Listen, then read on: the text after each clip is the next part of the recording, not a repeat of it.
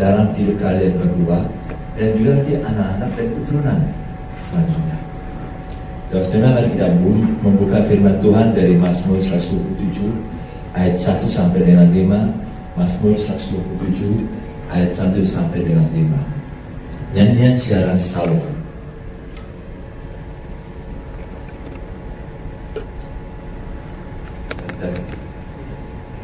Mazmur 127 ayat 1 sampai 5. Nyanyian Syarah Salomo.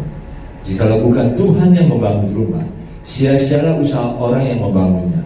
Jikalau bukan Tuhan yang mengawal kota, sia-sialah pengawal berjaga-jaga. Hanya kepada yang dicintainya pada waktu tidur. Sesungguhnya anak-anak lelaki adalah milik pusaka daripada Tuhan, dan buah kandungan adalah suatu upah. Seperti anak-anak panah di tangan pahlawan, demikianlah anak-anak pada masa muda. Berbahagialah orang yang telah membuat penuh tabung panahnya dengan semuanya itu. Ia tidak akan mendapat malu apabila ia berbicara dengan musuh-musuh di pintu gerbang. Janjian Tuhan memberikan dalam hidup kalian, baik kalian berdua maupun nanti anak-anak, ada menantu, ada cucu. Dan perjanjian Tuhan ini Tuhan berikan. Tuhan selalu bergerak dalam keluarga. Jadi jangan berbicara Tuhan bergerak untuk orang-orang besar atau orang-orang yang besar saja, enggak. Tapi Tuhan bergerak dalam setiap keluarga.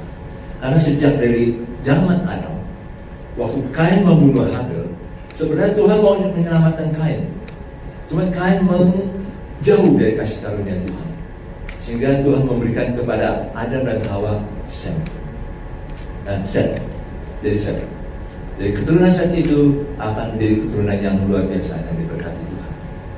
Jadi setiap waktu, setiap orang yang diberkati oleh Tuhan, Tuhan sedang mau berperkara, termasuk dalam hidup kalian berdua. Mulai hari ini Tuhan mau berperkara.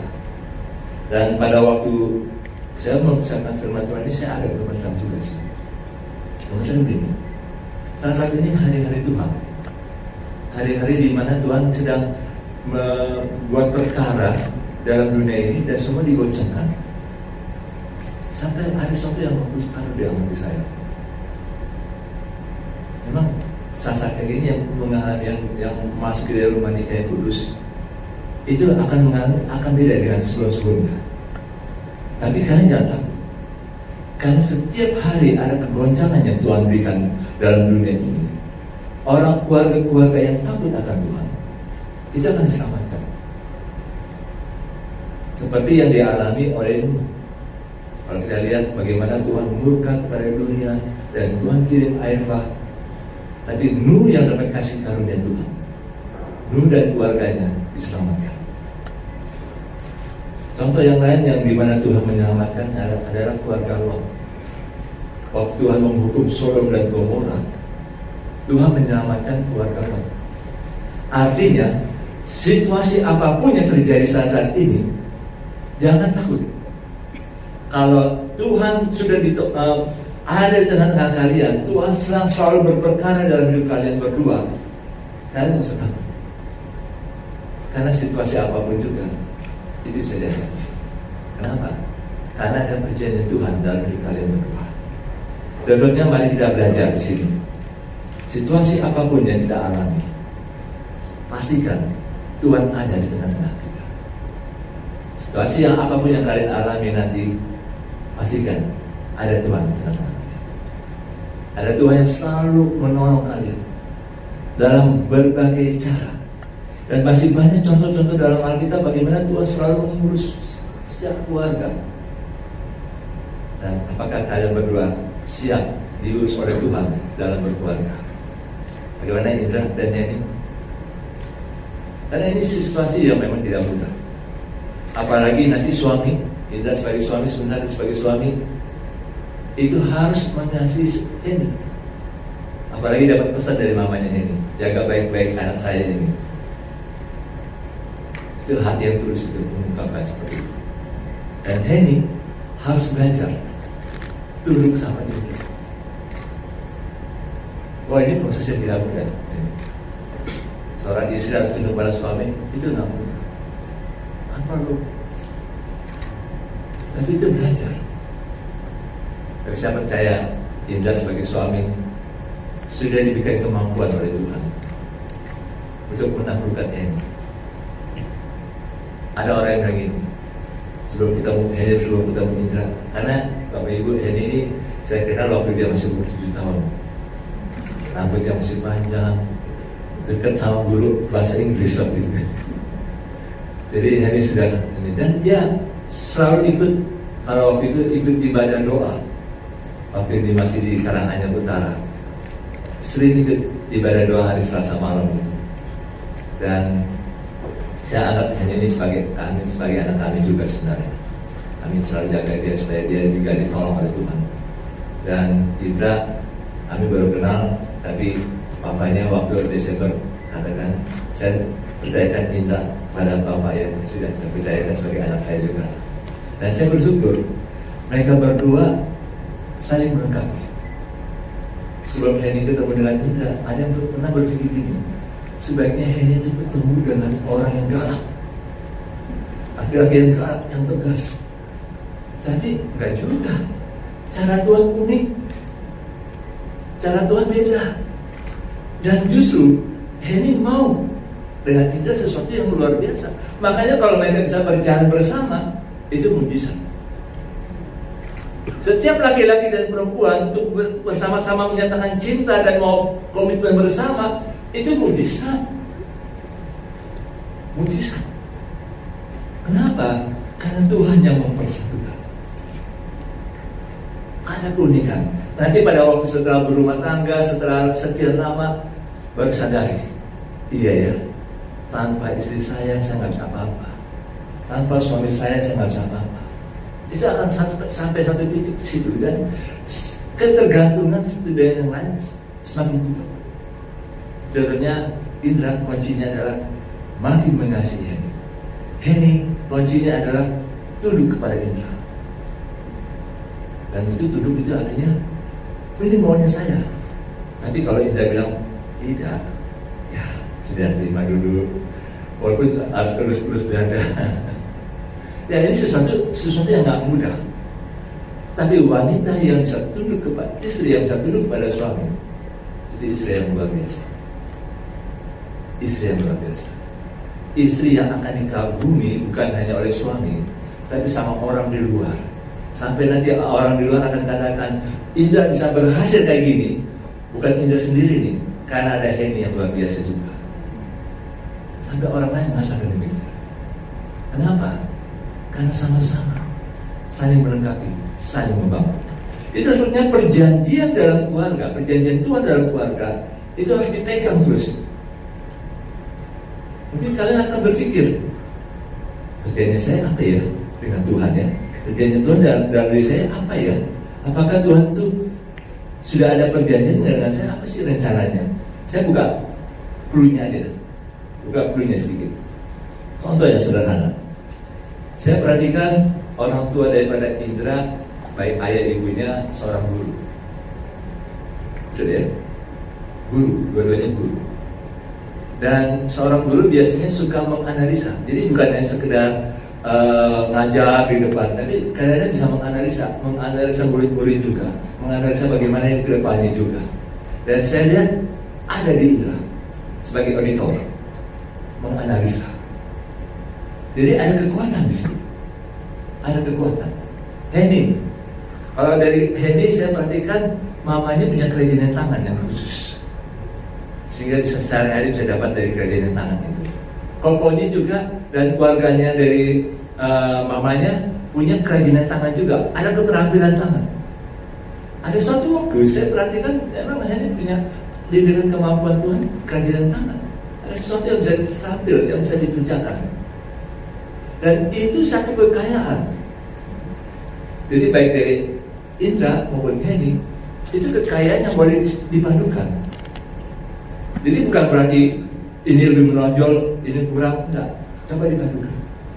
Kekuatan apa yang Tuhan mau berikan dalam kalian berdua? Nanti juga untuk anak-anak juga.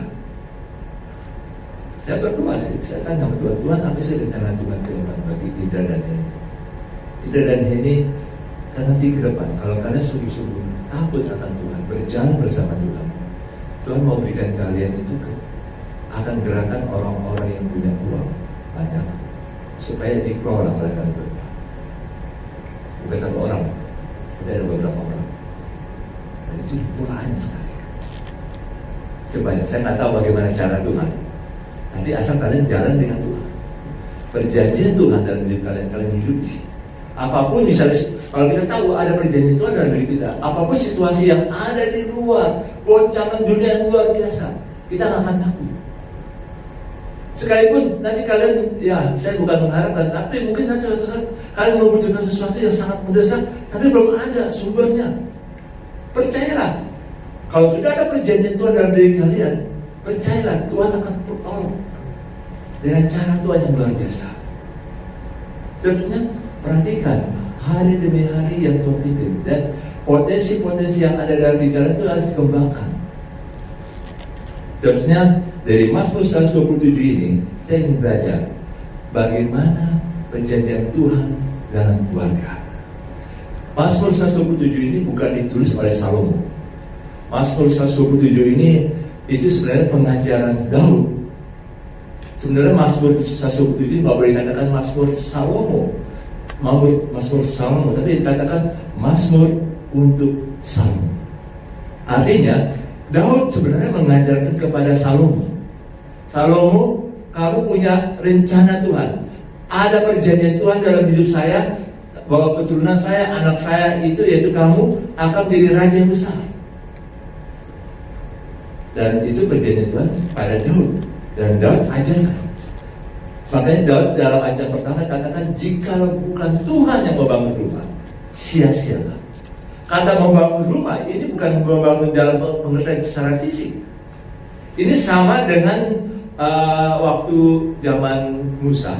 Waktu Musa mau dilahirkan dan itu Firaun itu mengatakan kepada bidan-bidan di Mesir, kalau kalian ketemu wanita-wanita yang sedang melahirkan, wanita-wanita Israel yang sedang melahirkan, dan itu anaknya yang dilahirkan itu anaknya laki-laki, kalian harus bunuh ya bidan-bidan itu. Dan karena mereka takut akan Tuhan, maka mereka nggak membunuh anak laki-laki.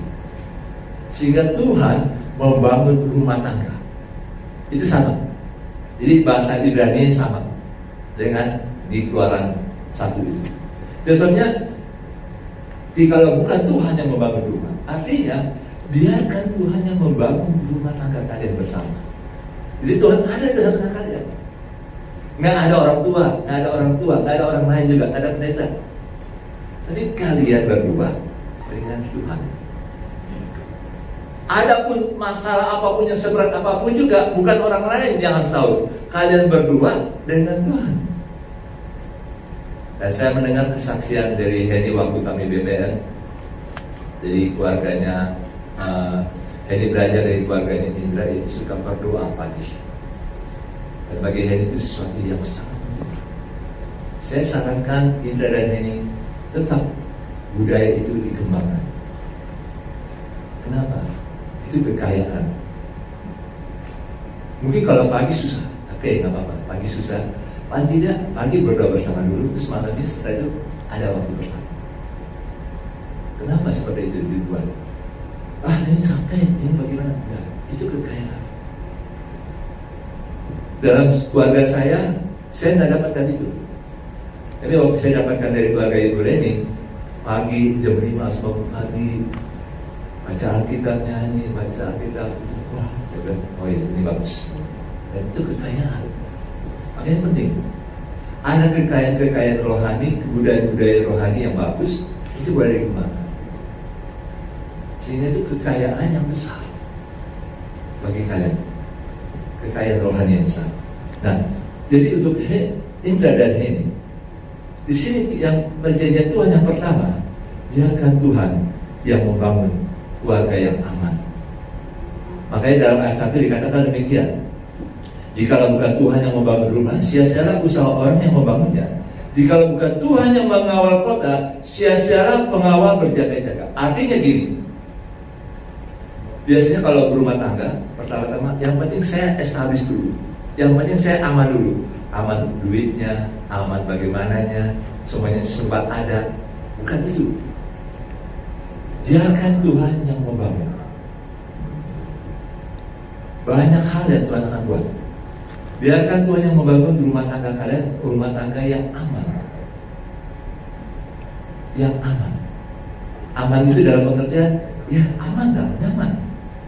Bukan karena rumah mewah, tapi karena ada Tuhan dalam hidup kalian. Ada Tuhan yang membangun hidup kalian bersama. Tuhan yang membentuk kalian berdua. Dan pasti Tuhan akan siapkan masa depan yang luar biasa. Tuhan siapkan masa depan yang luar biasa. Yang kedua, perjanjian Tuhan. Itu perjanjian Tuhan tentang kebutuhan keluarga. Makanya dalam ayat 2 dikatakan demikian, sia-sialah kamu bangun pagi-pagi dan duduk-duduk sampai jauh malam, dan makan roti yang diperoleh dengan susah payah, sebab Ia memberikannya kepada yang dicintainya pada waktu tidur. Jadi berkat itu pasti Tuhan siapkan. Pasti Tuhan siapkan. Jadi nggak usah sampai kita nggak sampai tidur. Semua Tuhan siapkan. Pada waktu tidur pun juga Tuhan sebenarnya sedang siapkan berkat sepanjang hari itu. Percayakan pada Dia, sehingga bisa tidur. Nggak usah perlu takut apa hari esok bagaimana. Nggak usah perlu takut. Kalau ada perjanjian Tuhan dalam hidup kita, Tuhan pasti siapkan.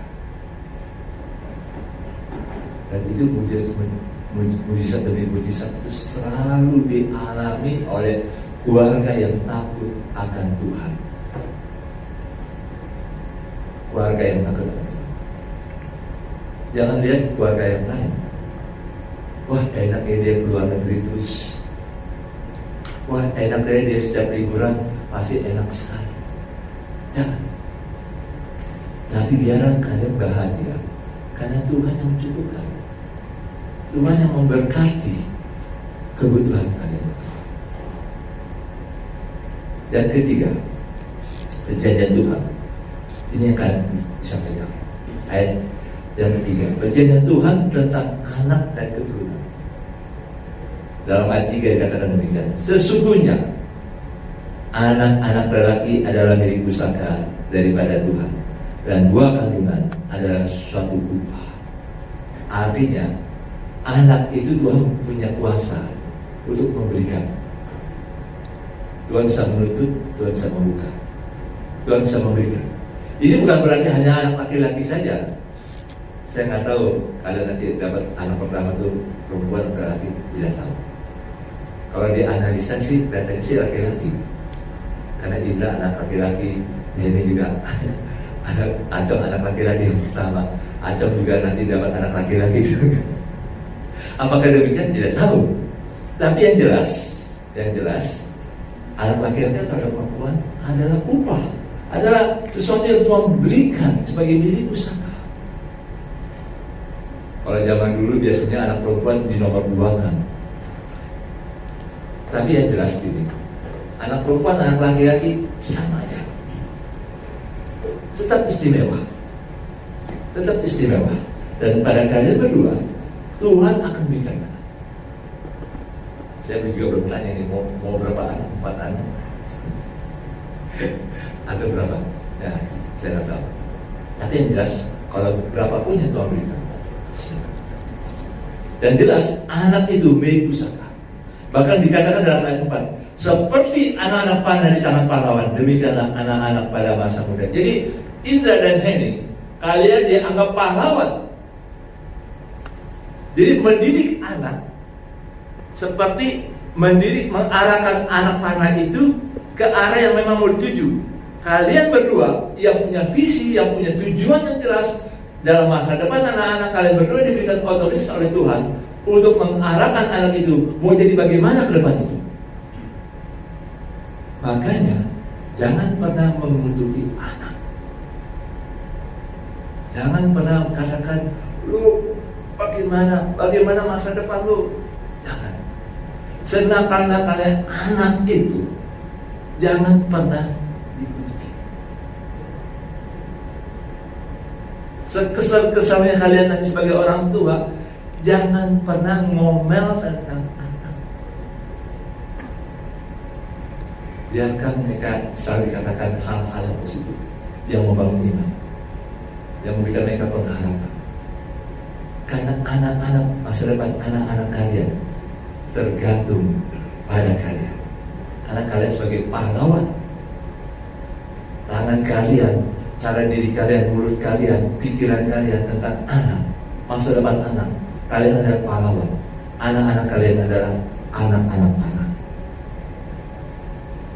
Arahkan anak-anak itu sesuai dengan apa yang Tuhan mau dan sesuai dengan perjanjian Tuhan. Berikutnya ayat 5. Berbahagialah orang-orang yang telah membuat penuh tabung panahnya. Dengan semuanya itu ia tidak akan mendapat malu apabila ia berbicara dengan musuh-musuh di pintu gerbang. Maksudnya begini, ini bukan soal berkat. Biasanya ada tabung di belakang, tabung panah, dan isinya biasa 12 atau 15 atau bisa saja 20. Tapi maksudnya gini, itu bukan hanya soal anak panah, tapi anak-anak yang dipersiapkan. Jadi panah itu, anak panah itu dipersiapkan dulu sebelumnya, diruncingkan, diperuncing, dibuat mantap, sehingga pada waktu kalian itu kalian sudah siap bahwa kalian mendidik anak-anak dengan baik. Sehingga pada waktu di pintu-pintu gerbang, pada urusan di luar, pintu gerbang itu biasa pasar, tempat-tempat di mana orang berdagang, orang bertemu di pintu gerbang. Dimanapun kalian di luar, kalian tidak akan malu, karena anak-anak kalian sudah persiapkan dengan baik. Anak-anak kalian sudah dipersiapkan dengan baik. Dan ini yang Tuhan mau. Perjanjian Tuhan ada pada kalian. Tentunya Indra dan Heni, percayalah, perjanjian Tuhan ada pada kalian. Pemberkatan nikah ini bukan ritual agama Kristen, ritual yang harus dibuat oleh gereja. Bukan itu. Tapi sebenarnya waktu kalian terima berkat, ada berkat Tuhan, perjanjian yang Tuhan mau ikat dalam hidup kalian berdua, dan kalian akan mengalami bagaimana hari demi hari ke depan itu, baik suka, duka, kaya atau miskin, sehat atau sakit, kalian mengalami penyertaan Tuhan yang luar biasa. Pegang janji Tuhan ini. Ini bukan yang janji semata-mata saja, tapi ini perjanjian Tuhan yang Tuhan pegang sampai anak cucu 1000 keturunan yang akan datang. Amin.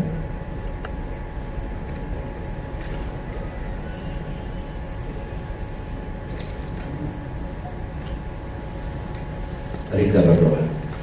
Kami percaya Tuhan bahwa Engkau Tuhan yang hidup, yang menyertai kami, dan secara khusus bagi Indra dan Heni. Mereka berdua adalah orang-orang yang istimewa di mata-Mu Tuhan, dan mereka dipersatukan oleh Engkau. Kami berdoa supaya Engkau menolong Indra dan Heni untuk boleh mengalami bersama-Mu Tuhan dalam memasuki rumah nikah ini. Terima kasih Tuhan Yesus. Dalam nama Tuhan Yesus.